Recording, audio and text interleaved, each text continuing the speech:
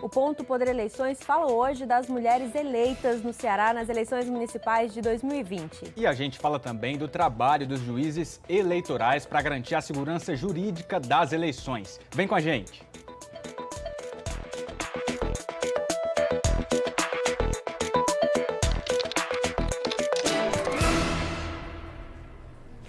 Boa noite, Ponto Poder Eleições está no ar e a nossa conversa hoje começa pelas mulheres que foram eleitas nessas eleições municipais. O número aumentou em comparação com 2016 e quem conta pra gente é a repórter Luana Barros.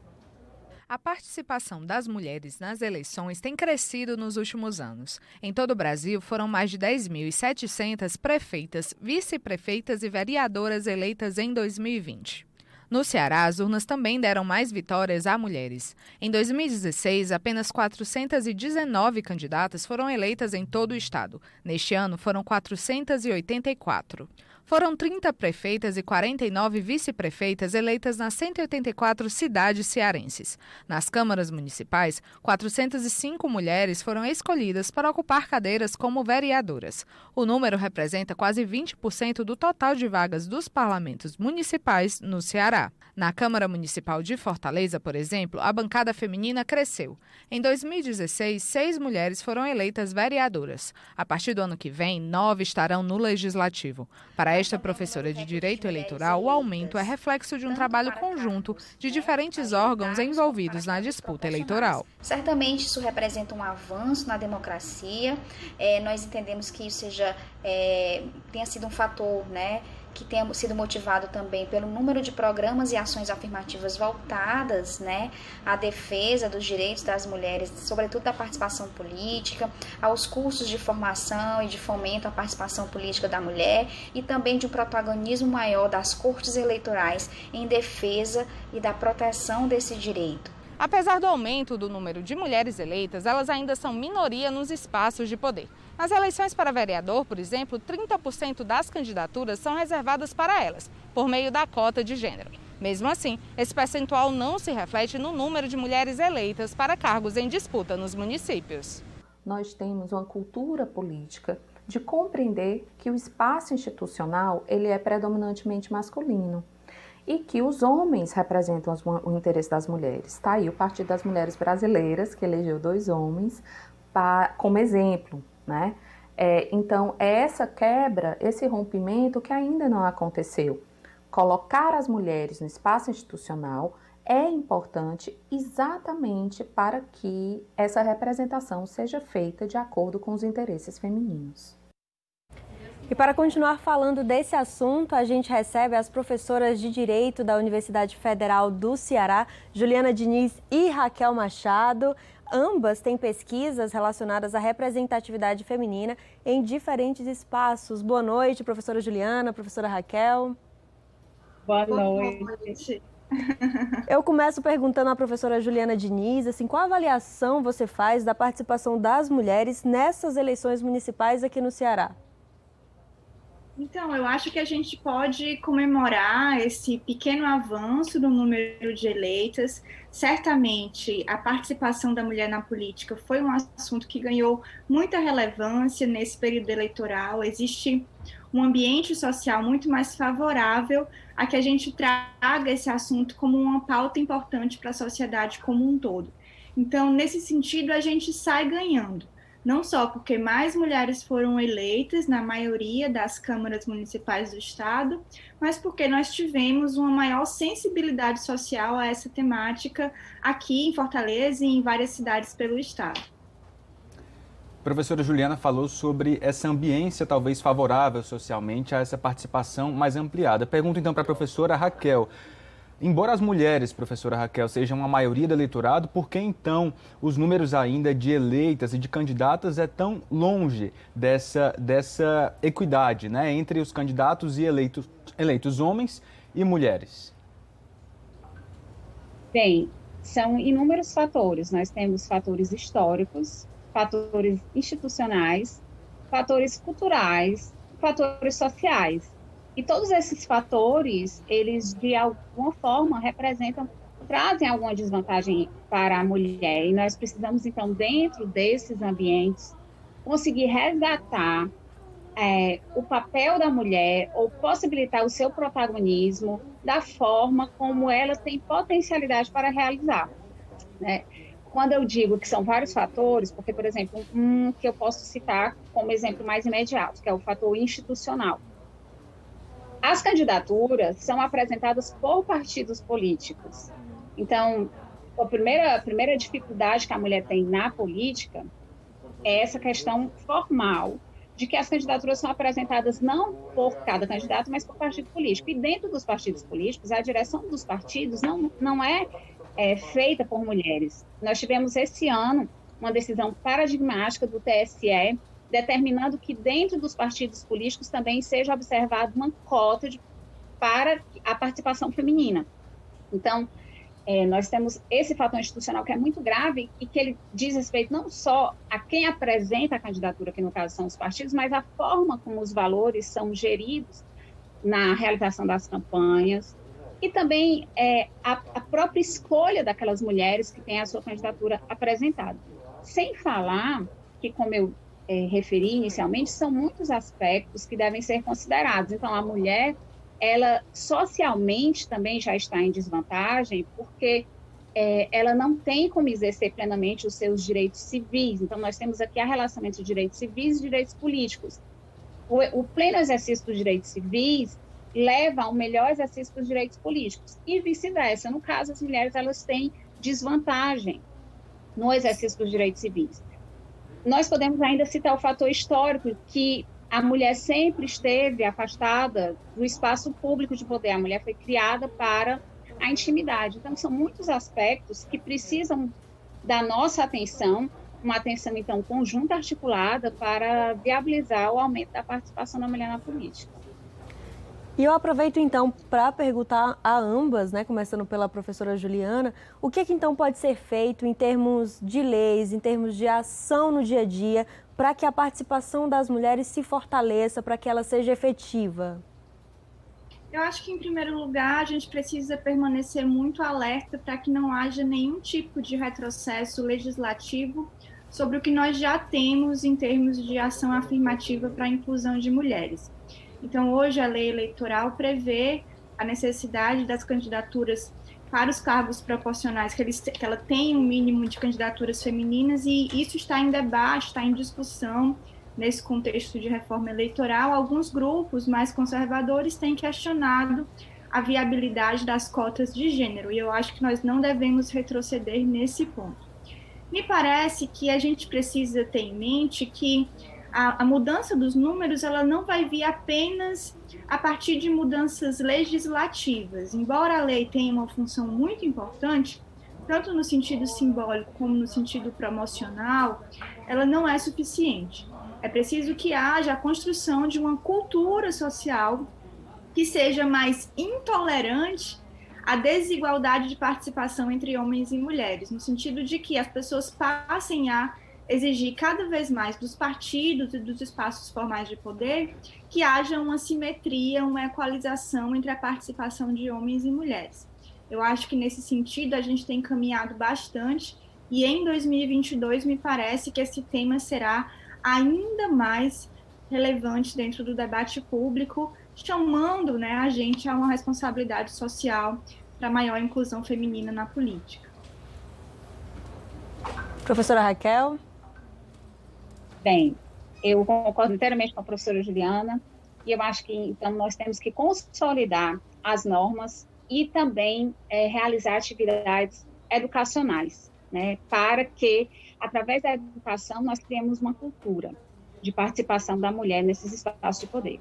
No que diz respeito à preservação das cotas e a uma concretização das cotas, é muito importante a atuação que tem sido realizada pelo Tribunal Superior Eleitoral e pelo Supremo Tribunal Federal, fazendo com que essas cotas sejam observadas, como eu disse, em relação à própria organização partidária e no que diz respeito ao fundo eleitoral, né, o Fundo Especial de Financiamento de Campanha, porque, inicialmente, a lei ela só tratava do percentual de apresentação de candidaturas, e foi necessária, então, uma atuação do Poder Judiciário, dando força normativa a essa previsão de proporcionalidade na apresentação das candidaturas, para que ela também fosse observada no que diz respeito às verbas utilizadas em campanha, porque não tem como ter uma campanha, ter um percentual de candidaturas, se para essas candidaturas nós não destinamos as verbas necessárias, e se também, dentro dos partidos que são os responsáveis pela apresentação das candidaturas, nós também não temos a mesma visibilidade feminina.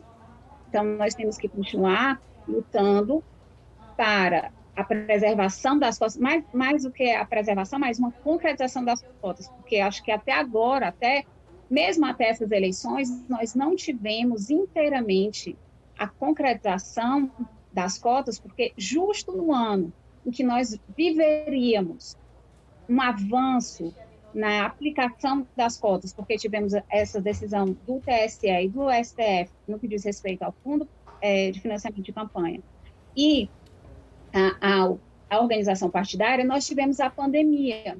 E, de acordo com vários relatórios da ONU, as mulheres foram as mais atingidas pela pandemia.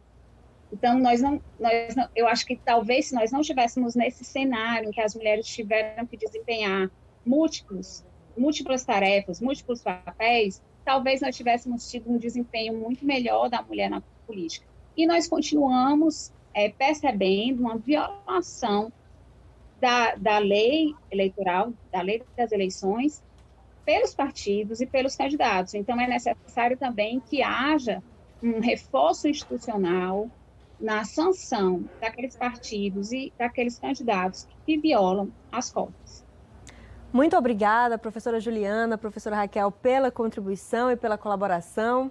A gente agradece e espera contar com vocês em outras discussões sobre a participação das mulheres na política. Até mais. Até mais. Uma alegria estar aqui.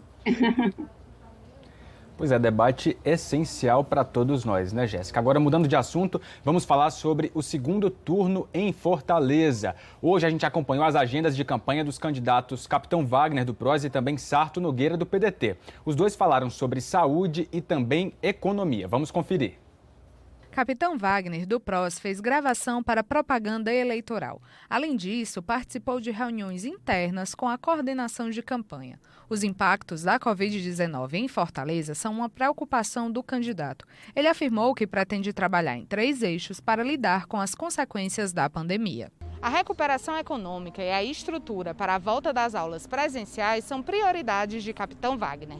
Ele falou também de estratégias para melhorar a rede municipal de saúde. A forma mais eficiente no caso de surto como esse para atender a população é a parceria com as instituições que já existem. O Hospital Batista, por exemplo, tem um número de leitos muito grande à disposição, o pronto-socorro dos acidentados, outras unidades hospitalares da rede que era conveniada e a Prefeitura tirou esse convênio, podem ser utilizados em qualquer situação de necessidade emergencial, e eu acho que essa estrutura tem que ser montada independente, inclusive, da pandemia. Ter parceria com esse tipo de instituição é muito mais barato, é muito mais eficiente do que construir vários equipamentos e não ter o dinheiro suficiente. Sarto Nogueira, do PDT, participou de atos políticos no comitê de campanha no bairro Cocó.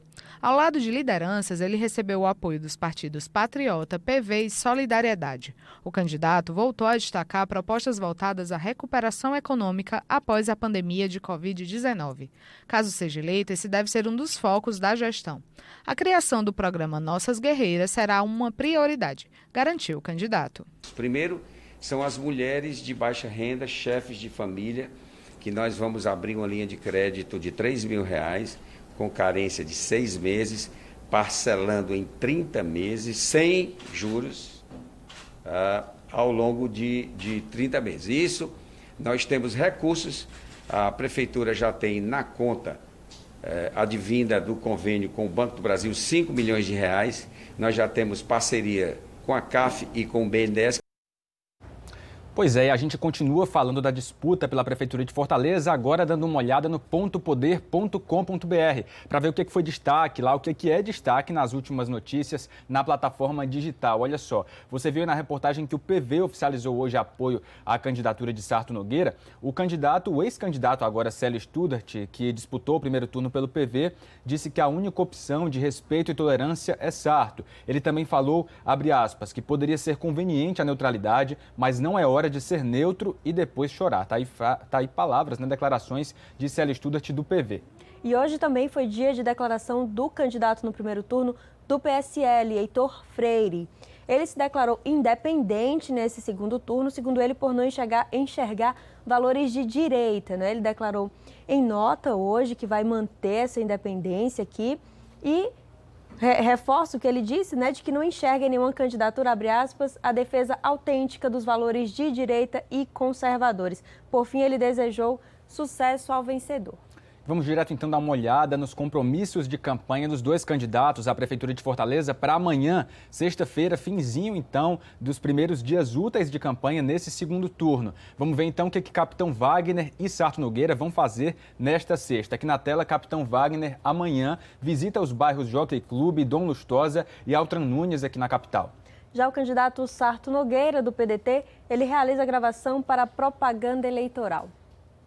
É isso, falamos dos candidatos a prefeito, mas Fortaleza já tem 43 vereadores eleitos já para, a partir de 2021, assumir vagas na Câmara Municipal. Ao longo dessa semana, né, Jéssica, a gente vem mostrando aqui no programa, então, a lista dos novos vereadores para que você que está em casa possa conhecer quem são os novos legisladores da capital, quem foi reeleito, quem está lá pela primeira vez, afinal, mais de 50% de renovação. Então, vamos aqui para a tela também ver.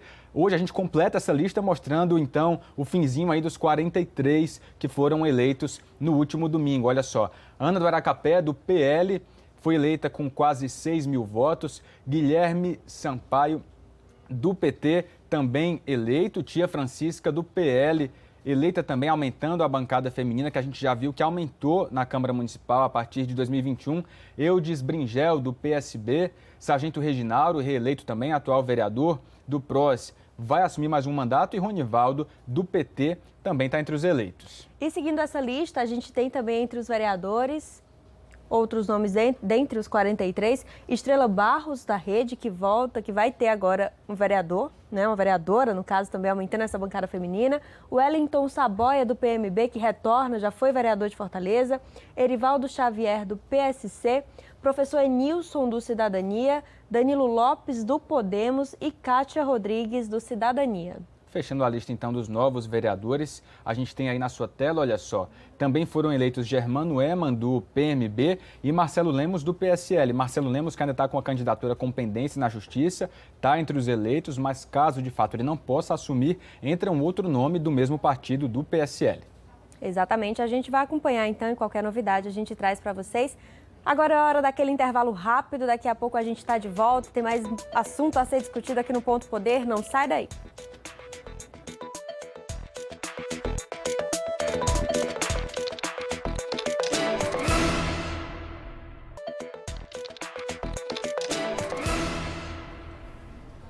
Ponto Poder Eleições está de volta e agora a gente abre espaço para falar sobre a atuação dos juízes eleitorais ao longo da eleição municipal aqui no Ceará, especialmente passado aí o primeiro turno em 182 dos 184 municípios cearenses já há prefeitos eleitos. E sobre esse assunto a gente recebe então para conversar com a gente o juiz, na verdade, Daniel Carneiro, presidente da Associação Cearense de Magistrados, a ACM.